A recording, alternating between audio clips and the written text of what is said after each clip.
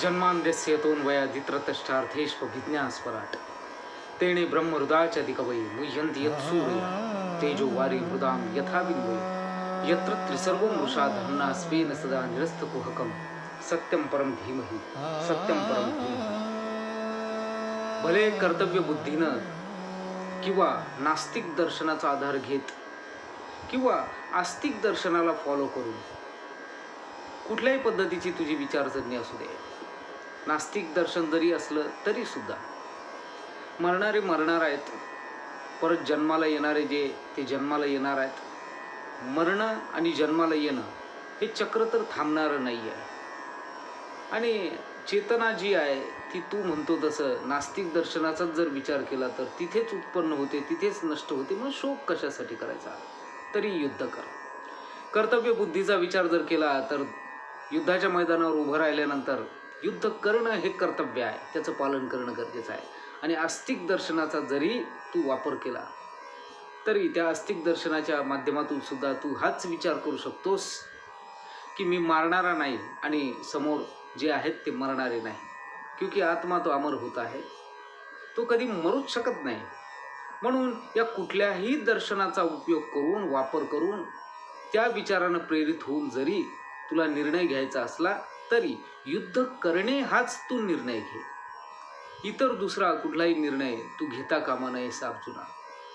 गीतोपनिषदामध्ये शंकराचार्यांनी अतिशय सुंदर हे गोपाळकृष्ण आणि अर्जुन यांचा हा जो संवाद आहे याचं वर्णन या दुसऱ्या अध्यायाविषयी गीतोपनिषदामध्ये अतिशय सुंदर हा संवाद या ठिकाणी रंगवला आहे शंकराचार्यांनी. आता माणूस मेल्यानंतर खरं तर काही जण 12वा अध्याय वाचतात, काही जण म्हणतात की 15वा अध्याय वाचा, 12वा अध्याय वाचा. ठीक आहे, ते वाचले पाहिजे, पण माझ्या मते की माणूस ज्यावेळेस मृत्यूच्या समीप असतो त्यावेळी किंवा मेल्यानंतर हा दुसरा अध्याय वाचणं खूप गरजेचं आहे. याच्यामध्ये संपूर्ण आत्मदर्शन भगवंत करवतात, खऱ्या अर्थानं ही ओळख करून देणं आहे. आणि म्हणून हा अध्याय खूप महत्त्वाचा आहे. अर्थात गमतीत मी म्हणत असतो 12वा आणि 15वा अध्याय हे छोटे छोटे 20-20 श्लोकांचे असल्यामुळे कदाचित वाचत असते. असो, तेव्हा कुठल्याही बुद्धीने जरी विचार केलास तू तरी सुद्धा युद्ध करणं हा तुला युद्ध केलंच पाहिजे, ते तुझं कर्तव्य कर्म आहे. मग काही जणांचा प्रश्न निर्माण होतो की भगवंताला निर्माण कोणी केलं, देव कसा निर्माण झाला किंवा मी कसा निर्माण झालो, असे पण काही प्रश्न उत्पन्न होतील. हे निर्माण होणं, हे नष्ट होणं, या सगळ्या गोष्टी तुम्ही सांगतायत, पण पहिली गोष्ट निर्माणच कसा झाला आणि आमचं पण सोडा, देव कसा निर्माण झाला इथपर्यंत जाऊन पोहोचणारे सुद्धा महाभाग काही आहेत. पण ही संकल्पना आहे. या खेळामध्ये आपल्याला इंटरफेअर करायचा नाही. एक लहान मुलगा छोटासा रबराचा चेंडू भिंतीवर फेकतोय आणि तो झेलतोय, फेकतोय, झेलतोय, फेकतोय, झेलतोय. कुणीतरी जाऊन विचारलं, अरे भेड्या, तुला कळतंय का, तू काय करतोय, हे काय चाललंय? फेकतो पण आहेस, झेलतो पण आहेस. तुला फेकायचं आहे तर फेकून दे ना, आणि झेलायचं असलं तर पकडून ठेव ना. फेकतो पण झेलतो पण हे काय? त्यावेळी त्या मुलानं, त्या लहानग्या बाळानं सांगितलं समजावून, अहो तुम्हाला कळत नाही आहे, हा माझा खेळ आहे. तसं भगवंताचा हा खेळ आहे, त्याला उत्पन्न पण करायचं आहे, त्याला पालन पोषण पण करायचं आहे, आणि टू डिस्ट्रॉय, त्याला नाश पण करून टाकायचा, हा त्याचा खेळ आहे. लोकवत्तू लीला कैवल्यम, तो लीला आहे, ही क्रीडा आहे, आणि ह्या क्रीडेमध्ये सहभागी होणं यालाच कर्तव्य असं म्हणतात. या कर्तव्याचं पालन तू केलं पाहिजेस, अन्यथा तू मरतो आणि तू जगतो या गोष्टीला काही किंमत नाही. बघ ना, तू जन्माला आल्यानंतर 21 दिवसानंतर तुझं नाव ठेवलं जातं. तोपर्यंत तुझं अस्तित्व नसतंच का? जन्माला आल्यानंतर 21 दिवसानंतर मला नाव मिळालं मंदार, मग तोपर्यंत मी नव्हतोच का? त्याच्या आधी मी होतो. जन्माला आल्यावर आईच्या गर्भातून बाहेर पडल्यानंतरच माझं अस्तित्व होतं की नाही? मग आईच्या गर्भातून बाहेर पडण्याच्या आधी माझं अस्तित्व नव्हतं का? होतं. गर्भात असताना होतं. त्याच्या आधी नव्हतं का? त्याच्या आधी होतं. चेतनेच्या रूपामध्ये मी होतोच. मग माझं हे अस्तित्व आहेच, परंतु जन्माला येऊन त्याला ते नाम दिलं गेलं त्यावेळी तो व्यक्त झाला. असं व्यक्त होणं आणि मग मृत्यू झाल्यानंतर अव्यक्त होणं. हे व्यक्त होणं आणि अव्यक्त होणं ही निरंतर चालणारी एक प्रोसेस आहे, एक प्रक्रिया आहे. पण यामध्ये आत्मा जो आहे तो स्थिर आहे, तो स्थाणूर आहे, तो अचल आहे. त्याच्यामध्ये कुठलाही बदल होत नाही. त्याचं अस्तित्व नाव त्याला ठेवण्याच्या आधीही होतं, त्याच्या आधीही होतं आणि त्याच्या आधीही होतं. उरला प्रश्न, भगवंत कसा जन्माला आला किंवा देवच कसा जन्माला आला असा जर विचार करायचा असेल तर तिथपर्यंत आपल्या बुद्धीचा आवाका नाहीच आहे. आपण तिथपर्यंतचा विचार करूच शकत नाही. श्रीमद भागवतामध्ये एक संवाद आहे, महामुनी नारदजी आणि ब्रह्मदेव. महामुनी नारदांना हा प्रश्न पडला की ब्रह्मांड सृष्टीची उत्पत्ती कशी झाली. हा प्रश्न पडल्यानंतर त्या उत्पत्तीचं रहस्य हे कसं निर्माण केलं तुम्ही हे विचारण्यासाठी ते ब्रह्मदेवाकडे गेले. Creator, first engineer, first creator Brahma. आणि त्या ब्रह्माजीकडे गेल्यानंतर ब्रह्मदेवाला नमस्कार केला, वंदन केला, नमो नारायण. आणि मग मला सांगा तुम्ही हे कसं काय निर्माण झालं. त्यावेळी माऊली खूप सुंदर वर्णन करतात. माऊली सांगतात, पै सृष्टीची या उपक्रमा पूर्वी विरोत्तमा वेडायसा ब्रह्मा एकला होता मज ईश्वरा ते नोळखे तो सृष्टीहीन करू शके तो थोरू केला एके नामे जेणे. ब्रह्मदेव आणि मग त्यांना सृष्टी, अर्थात ब्रह्मा सुद्धा खूप आहेत. ब्रह्मदेव एकच नाही आहे. विचार करा, चिंतन करण्यासारखी ही गोष्ट आहे. तेव्हा देवाचा विचार करायला जायचं ना तर तो देव अनंत कोटी ब्रह्मांड नायक आहे. अनंत कोटी ब्रह्मांडाचा नायक. त्या ब्रह्मांडामध्ये जे अनंत कोटी आहे त्याच्यात अनेक ब्रह्मदेव आहे. आपला जो ब्रह्मा आहे तो 4 मुखाचा आहे. कुठल्या ब्रह्मांडामध्ये तो ब्रह्मा 6 मुखांचा आहे, कुठल्या ब्रह्मांडामध्ये तो 8 मुखांचा आहे, कुठे पंचमुखी आहे. तेव्हा वर्णन करतात की भगवंताला वैकुंठ लोकामध्ये भेटायला अनेक ब्रह्मदेव आले, अनेक ब्रह्मदेव आले. कळत नाही हे काय चाललंय. पण या सृष्टीमध्ये या परमपित्यानं अशी ही योजना करून ठेवली. हे जटिल आहे सगळं. हे समजून घेणं आपल्या मानवी सीमित असणाऱ्या बुद्धीच्या आवाक्याच्या बाहेरचं आहे. आणि म्हणून तो विचार आपण तसं पाहिलं तर केलाच नाही पाहिजे. पण ब्रह्मदेवानी सांगायला सुरुवात ज्यावेळी करतात ब्रह्मदेव की भगवंताच्या फक्त आभेचा वापर केला आहे मी, त्याच्या तेजाचा वापर केला आहे मी. भगवंत म्हणजे तेज, भगवंत म्हणजे तेज. आणि म्हणूनच तर त्याच्या गळ्यामध्ये त्यानं कौस्तुभमणी धारण केलं आहे. खूप सुंदर माऊलीनं वर्णन करून ठेवले. तुकोबाराय वर्णन करून टाकतात. सुंदर ते ध्यान उभे विटेवरी सुंदर ते ध्यान तुळशी हार गळा कासे पितांबर आवडे निरंतर हेची ध्यान सुंदर ते ध्यान. मकर कुंडले तळपती श्रवणे कंठी कौस्तुभमणी विराजित. आणि म्हणून कौस्तुभ हे तेजाचं प्रतीक आहे. आणि ते तेजाचं प्रतीक असणारं कौस्तुभ जो आहे तो त्याने गळ्यामध्ये परिधान केलेला आहे. खूप नाम भूमी स्तुंभंती ती कौस्तुभ. हा कौस्तुभ या शब्दाचा अर्थ तर भूमीला दैदिप्यमान तेजानं दिपवून टाकतो तो कौस्तुभ. तेव्हा असा जो तेज आहे, तेजाने युक्त असलेला जो परमपिता परमात्मा आहे, त्या परमपित्या परमात्म्याची फक्त आभा, फक्त तेज, या तेजाचा मी वापर केला आणि ही सृष्टीची रचना, ही ब्रह्मांडाची या सृष्टीची रचना करायला मी सुरुवात केली. ब्रह्मदेव सांगतात सुरुवातीला 5 मी अहंकाराच्या वृत्ती निर्माण केल्या. तम मोह महामोह तामिश्र अंधता मिश्र. आणि ह्या वृत्ती निर्माण केल्यानंतर हळूहळू 23 तत्व निर्माण केले. या तत्वांमध्ये स्वतः परमपिता येऊन बसला आणि मग हालचाल सुरू झाली. भागवतामध्ये खूप सुंदर पद्धतीने या गोष्टीचं वर्णन केलेलं आहे. भागवताचा या 2ऱ्या स्कंदाचा अभ्यास खरंच जे स्टीफन हॉकिन्स सारखे जे सायंटिस्ट आहेत ते सुद्धा, स्टीफन हॉकिन्सनी सुद्धा ग्रँड डिझाईन नावाच्या त्याच्या पुस्तकामध्ये पहिलं ते ब्रीफ हिस्ट्री ऑफ टाईम याच्यामध्ये त्यांनी ब्रह्मांडाचे ब्लॅक होल एनर्जी हे सगळं लिहिलं आणि त्याच्यानंतर ग्रँड डिझाईनमध्ये त्यांनी कबूल केलं आहे की माझ्या अनेक अनुत्तरित प्रश्नांची उत्तरं ती जर शोधण्याचा प्रयत्न करायचा असेल तर मी भारतीय अध्यात्मशास्त्राकडे बोट दाखवेन. या दुसऱ्या स्कंदाचा अभ्यास खरंच केला पाहिजे. तेव्हा ब्रह्मदेवजी सांगताय आणि मग 3 जे गुण आहे सत्व रज तम या 3 गुणांमध्ये न्यूनाधिक्य उत्पन्न करून त्या 3 गुणांचा विकास करीत या सृष्टीचा हा पसारा यानं उभा केला आहे ब्रह्मदेवानं. फक्त भगवंताच्या तेजाच्या साह्यानं, नुसत्या तेजाच्या साह्यानं जर हा पसारा त्यांनी उभा केला आहे अनंत कोटी ब्रह्मांडावरच्या एका ब्रह्मदेवानं, तर आता त्या परमपित्याची कल्पना आपण कशी करायची? आपली बुद्धी कुठे आहे?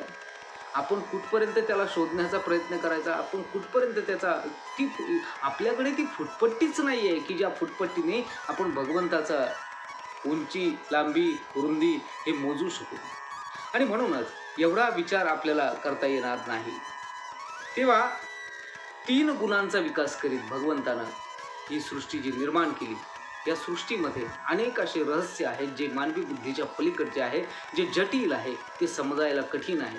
आणि ते समजायला कठीण असल्यामुळे उगीच त्या कठीण गोष्टींमध्ये आपली एनर्जी तू वेस्ट करू नको अर्जुना. तू उगीच तिथं बुद्धी तुझी पणाला लावू नकोस, ते तुला नाही कळणार आहे.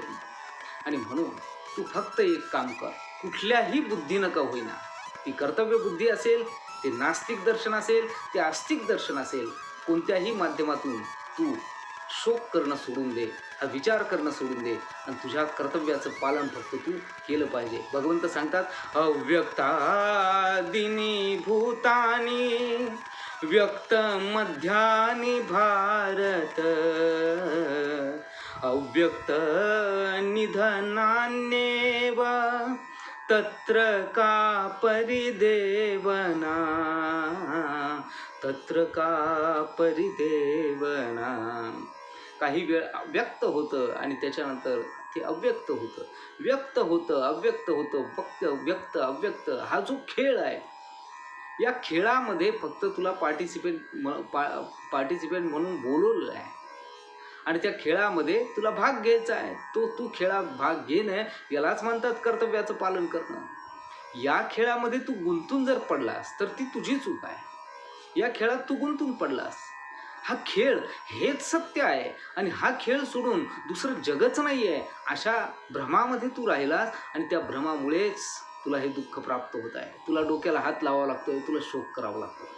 भागवतामध्ये 9व्या स्कंदात एक कथा येते, शर्मिष्ठा आणि देवयानी. हे शर्मिष्ठा आणि देवयानी. शर्मिष्ठा ही क्षत्रियाची मुलगी आहे, वृषपर्व राजाची मुलगी, आणि देवयानी जे दैत्यांचे गुरु आहे शुक्राचार्य त्यांची मुलगी आहे. देवयानी ब्राह्मणाची मुलगी. या दोघीजणी मैत्रिणी जंगलामध्ये एकदा आंघोळ करण्यासाठी, जलक्रीडा करण्यासाठी गेल्या होत्या आणि त्या जलक्रीडा करीत असताना वस्त्र त्यांनी उतरवून ठेवले. तेवढ्या वेळात शंकर आणि पार्वती तिथून त्या जंगलाच्या जवळून जात असताना यांना लज्जा वाटली. घाईमध्ये वस्त्र आता पटकन घालून घ्यायची लाज वाटली म्हणून चुकून देवयानानं शर्मिष्ठेचे वस्त्र घातले. राजाच्या मुलीचे वस्त्र या ब्राह्मणाच्या मुलीने घातली.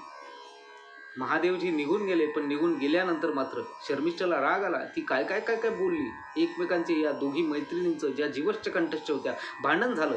स्वतःला समजते काय जणू तू ब्रह्म्याची माय. खूप सुंदर भागवतामध्ये वर्णन आहे या भांडणाचं. आणि भांडण करता करता शर्मिष्ठेनं त्या देवयानीला धडामदिशी लोटून दिलं. विहिरीमध्ये ती पडली.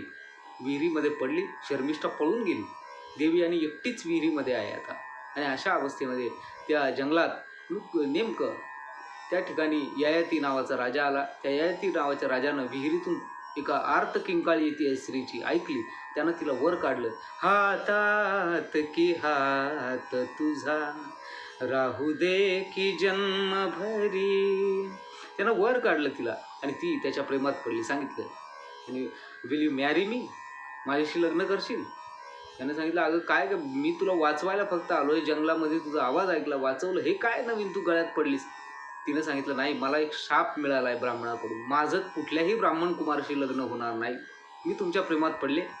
मनस्वी मी स्वतःला तुम्हाला अर्पण करून टाकलंय, माझ्याशी लग्न करा. त्यानं सांगितलं ठीक आहे आणि लग्न करून टाकलं. त्यावेळी शुक्राचार्याने राग आला. हे भांडण ज्यावेळी मुलीचं आणि राजाच्या मुलीचं भांडण ऐकल्यानंतर शुक्राचार्यांना राग आला. ते गेले राजाकडे. राजाला वाटलं अरे बापरे, हा चिडलाय, दैत्य गुरु आहे, शाप देऊन टाकला तर भस्म होऊन जाईल. सगळ्या लोकांचं, सगळ्या दैत्यांचं भस्म होण्यापेक्षा गुरुजीची माफी मागितलेली बरी. माफी मागितली. शुक्राचार्यांनी सांगितलं ठीक आहे, मी तुला उशाप देतो, पण एक लक्षात ठेव, तुझी जी मुलगी जी माझ्या मुलीशी भांडली ती दासी म्हणून हिच्या बरोबर जाईल.